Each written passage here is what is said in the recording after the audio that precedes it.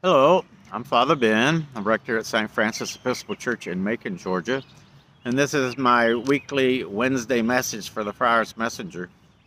Morning prayer from this morning, the Gospel was from Mark chapter 12.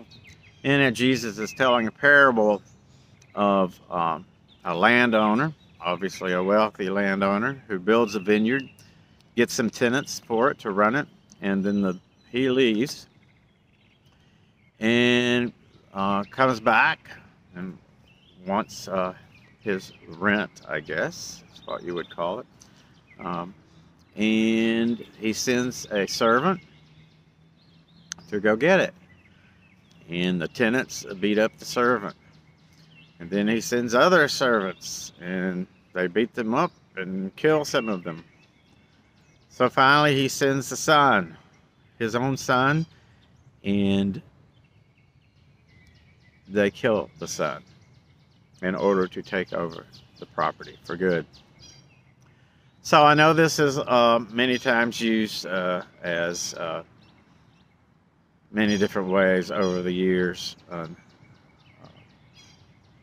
against the religious leaders of the time of Jesus and the servants representing the prophets.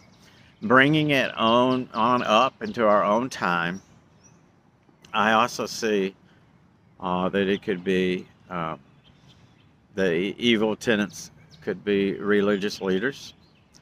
And I see it as parables are not straightforward. They're not straightforward stories. And many of them have multiple meanings. And I think at many times, parables may have different meanings. So this meaning for me, what I hear in it right now, is that God is sending messengers through people with differences, different genders, different sexualities, to the church, to remind the church of what its purpose is, and its purpose is to love, not to judge, not to condemn, but to love. And from what I'm seeing around us these days, some who call themselves Christians, religious leaders, find it very difficult to see where they're coming from, and they may say the same thing about me. But the people are coming to the church who are in need of help on many different levels, and I see the church, the big church, turning them away as not fitting the proper mold.